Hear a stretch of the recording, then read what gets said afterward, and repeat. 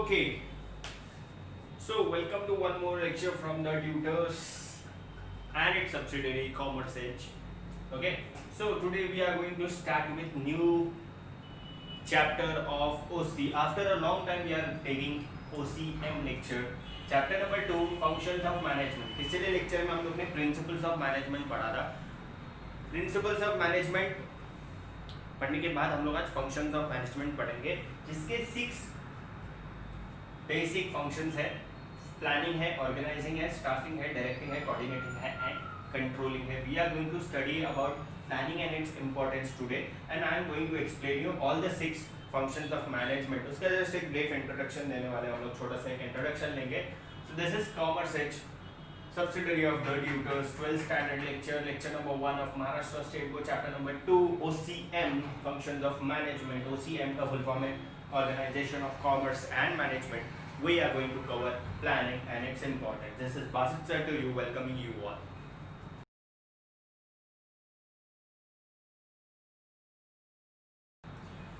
Okay. एक story की तरह हम लोग आज स्टडी करेंगे, ठीक है. मिस्टर ए ने क्या किया, उसको उसके नाम के आगे मेसर्स लगाने का था. मेसर्स मतलब एक बिजनेसमैन के आगे मेसर्स लगता है, ठीक है. एक ऐसा पर्सन जो एक कंपनी चालू करता है, तो ऑब्वियसली ही हैज सम मनी. उसने क्या किया, सोचा कि मुझे एक कंपनी चालू करनी है. उसने एक छोटी सी प्लानिंग किया. प्लानिंग करने के बाद उसने क्या किया, ऑर्गेनाइज किया. ऑर्गेनाइज करने के बाद स्टाफिंग किया, डायरेक्टिंग किया, कंट्रोलिंग किया, कोऑर्डिनेटिंग किया और कंट्रोलिंग किया. तुम लोग बोलोगे सर ऐसा कैसा, क्या कुछ भी हो गया एक्सप्लेनेशन? 6 टॉपिक्स आपने एक्सप्लेन कर दिए ना. We have just started. Planning किया. उसने प्लान किया कि उसने देखा कि इंडिया में मार्कर्स की बहुत कमी है.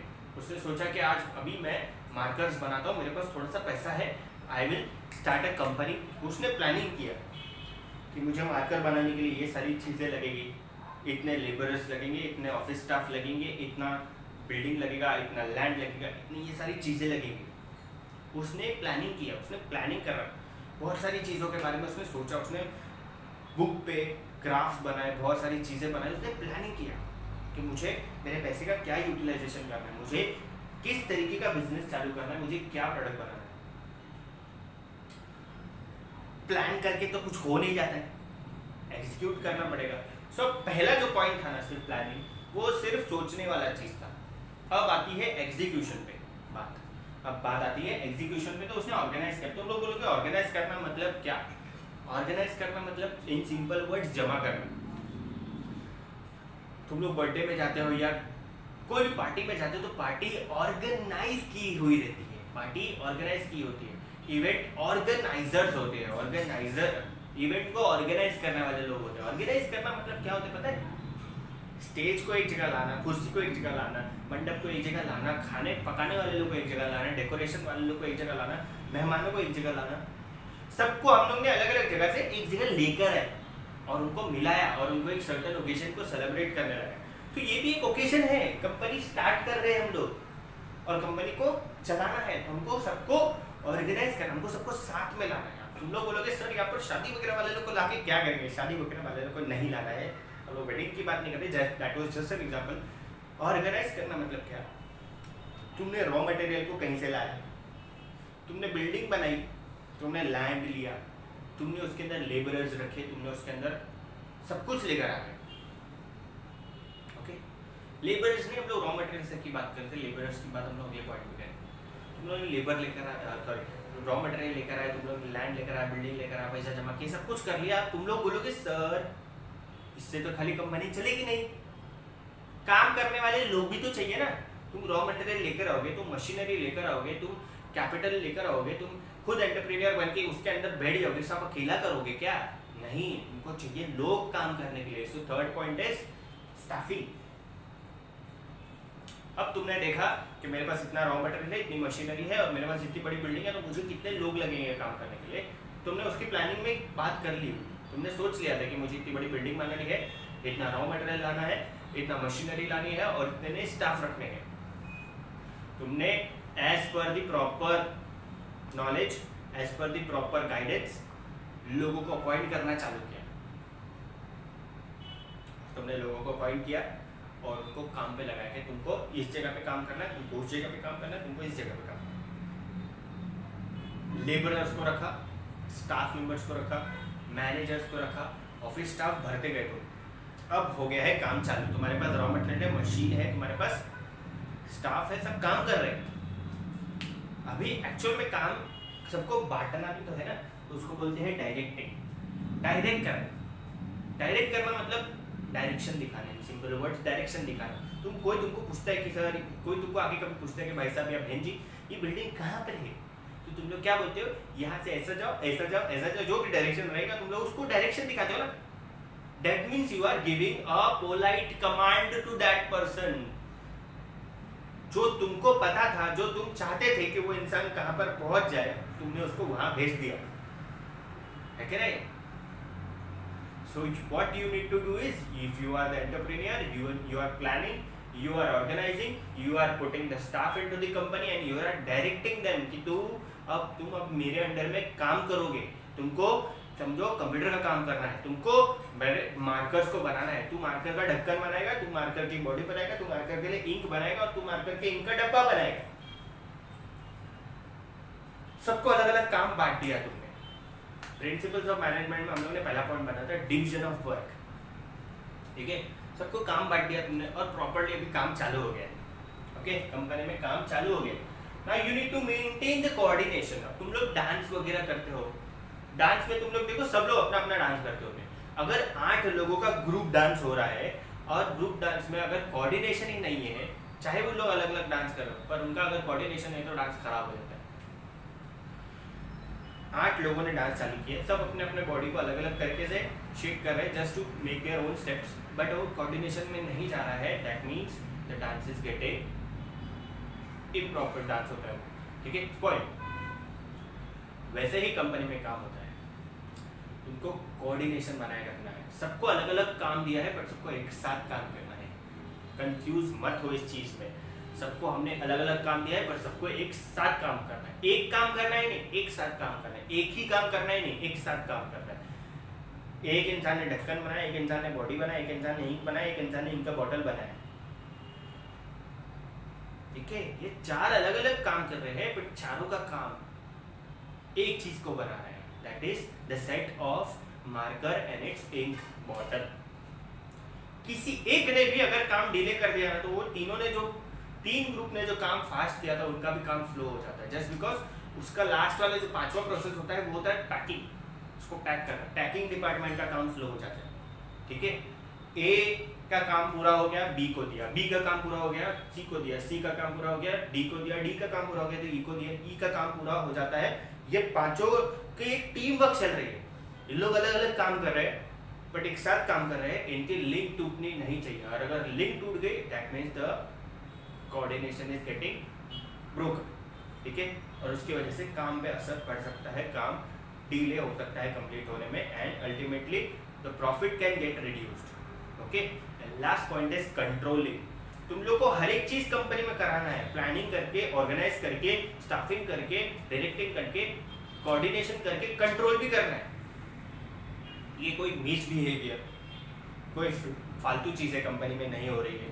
कंपनी में डिसिप्लिन टूट रहा तो नहीं है। कंपनी में जो भी काम हो रहा है वो एकदम फॉर्मल तरीके से होना चाहिए, and it should not be seen के कंपनी में जो भी काम हो रहा है वो कंपनी के डिसिप्लिन को बिगाड़ रहा है, okay. So I hope you people have understood what I'm trying to say right now. 6 के 6 हम लोग ने पॉइंट पढ़ लिया है, बट उसको हम लोग हर एक को जब उसका टॉपिक आएगा, जैसे अभी प्लानिंग चल रहा है, तो प्लानिंग के बाद जब ऑर्गेनाइजिंग वाला पार्ट हम लोग नेक्स्ट लेक्चर में स्टडी करेंगे, that time I will be explaining organizing again, okay. Tension लेने की जरूरत नहीं है, नहीं समझता तो 3-4 बार देख लो, पीस तो उतना ही रहने वाले, ठीक है।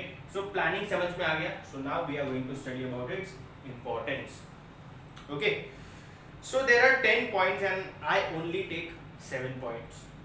Okay? So पहला है helps to set clear objectives. Importance of planning में पहला point है helps to set clear objective. Planning कर लोगे तो तुमको पता चल जाएगा कि तुमको कंपनी को किस डायरेक्शन में लेके जाना है। अगर तुम कोई ट्रिप के लिए निकलते हो, तुम लोग ट्रिप में बैग पैक कर लिए हो, बाहर निकल गए घर की, पर अभी तक डिसाइड नहीं किया कि कहाँ जाना है, कितने दिन के लिए जाना है, कितना पैसा खर्चा होगा, वो सब तुमको मालूम ही नहीं है। That time your trip will get spoiled, पहले तो तुमने डिसाइड नहीं किया कितना पैसा खर्चा होगा, वो सब तो खर्चा ज़्यादा हो सकता है, इनएफिशिएंट वे ऑफ ट्रैवलिंग हो सकती है, तुमको होटल्स प्रॉपर नहीं मिल सकते हैं, and ultimately it can take more time just to complete your proper trip. Okay, तो helps to clear objectives, planning करके तुम्हारे ऑब्जेक्टिव्स पूरे क्लियर हो जाते हैं, तुम्हारा फोकस पूरा एक ही चीज़ पे रहता है जिस चीज़ की तुमने प्लानिंग की रहती है। Second is provides path of action, अगर तुम्हारे पास ऑब्जेक्टिव क्लियर है, तुमको पता है कि तुमको किस डायरेक्शन में तुम्हारी कंपनी को लेके जाना है, ultimately you will work for the objective that you have desired, तुमने सोचा जो है वही चीज़ करोगे तुमने अगर प्लानिंग प्रॉपर्ली की। Planning improves the performances. Okay, planning करके रखोगे तो ultimately your company and it's performance will increase, company में काम एफिशिएंटली होगा और इनएफिशिएंट बिहेवियर जरा भी नहीं होगा, टॉलरेट नहीं किया जाएगा, ultimately your company will gain more and more profit. minimizes the risk of getting lost, the risk of getting company में कुछ बुरा हो सकता है, उस चीज़ का रिस्क कंपनी में खत्म हो जाता है या बहुत कम हो जाता है, just because you have planned well, तुमने आने वाले खतरे को या आने वाले अपॉर्चुनिटी को ग्रैब कर लिया है, ठीक है, और तुम लोग उसको टैकल कर रहे हो बहुत positively just because you have done a good proper positive planning. Fifth point is planning leads to optimization of utilization, optimum utilization of, I don't know इतना छोटा छोटा लिखा है पढ़ने में नहीं हो रहा है। ऑप्टिमम यूटिलाइजेशन ऑफ रिसोर्सेज मतलब क्या, ज्यादा से ज्यादा रिजल्ट प्रोवाइड करना विथ लेसर वेस्टेज। एक पर्टिकुलर रिसोर्सेज को, एक पर्टिकुलर अनफिनिश्ड गुड्स को फिनिश गुड्स में कन्वर्ट करना, ज्यादा से ज्यादा फिनिश गुड्स में कन्वर्ट करना, ज्यादा नंबर्स में फिनिश गुड्स बनाना with lesser and lesser wastage, बिना वेस्टेज के ज्यादा रिजल्ट देना, that is called optimum utilization of resources. Sixth point is helps in decision making. If you have done proper planning, that means you have planned. There should be always 3 to 4 types of plan for every situation. Plan A, Plan B, Plan C. अगर Plan A fail हो गया तो तुम लोग decision ले सकते हो Plan B implement करो, Plan B इम्प्लीमेंट करने के बाद फेल हो गया C इम्प्लीमेंट करो। It can be anything, ठीक है, बट प्लानिंग करने के बाद अगर तुम लोग ने कोई भी डिसीजन ले रहे हो, it will be an optimum decision, and वो डिसीजन से तुमको पॉजिटिविटी निकल के आएगी ही जरूर, ठीक है। And last point is useful in setting the standards for controlling. Ultimately see, हमारे तुम लोग बोर्ड पे देख सकते हो कि प्लानिंग करके कंपनी को हम लोग कंट्रोलिंग तक लेके जा रहे हैं। हम लोग 6 पॉइंट को डिस्कस कर रहे हैं यहाँ पर, planning, organising, staffing, directing, coordinating and controlling. Ultimately your planning, if it is strong, planning अगर तुम्हारा स्ट्रॉन्ग है, your all the aspects of function, all the aspects of management, functions of management के 6 चीज़ें तुम्हारी स्ट्रॉन्ग रहेगी। Planning करने के बाद, ऑर्गेनाइजिंग करने के बाद, स्टाफिंग करने के बाद, डायरेक्टिंग, कोऑर्डिनेटिंग और कंट्रोलिंग, हर चीज़ तुम्हारी स्ट्रांगली इंप्लीमेंट होती तुमको दिखेगी। So these were the 7 important points of planning, and I hope you people have understood the lecture. It was quite a small lecture, ज़्यादा बड़ा नहीं है, 16-17 मिनट का लेक्चर होगा। एंड जो मैंने एक्सप्लेनेशन दिया था planning, organising, staffing, directing, coordinating and controlling का, I hope people have understood that, कैसे कंपनी को चलाया जाता है, कैसे प्रॉपर मैनेजमेंट को इंप्लीमेंट किया जाता है, उसके फर्स्ट पॉइंट को हम लोगों ने पढ़ा प्लानिंग को आज, ठीक है। Tomorrow we are going to take organizing and staffing, and in the next lecture we are going to take directing, coordinating and controlling. We are going to complete this lecture in this chapter in 3 lectures. Okay, so this was first lecture of chapter number 2, functions of management. I hope people have understood what I have taught you right now. So before winding up the lecture, I want to tell you people कि इस lecture को ज़्यादा से ज़्यादा लोगों को share करो, अगर नए हो तो चैनल को सब्सक्राइब करो, लाइक करो वीडियो को, अगर समझ में आया तो, नहीं समझ में आया तो डिसलाइक कर दो, बट कोशिश करो समझने की, वापस से देखने की, रिवाइंड करके, फॉरवर्ड करके, बट देखो और इसको अपने दोस्तों तक पहुंचाओ। Okay, so winding up my lecture over, thank you so much, this was Asif for you.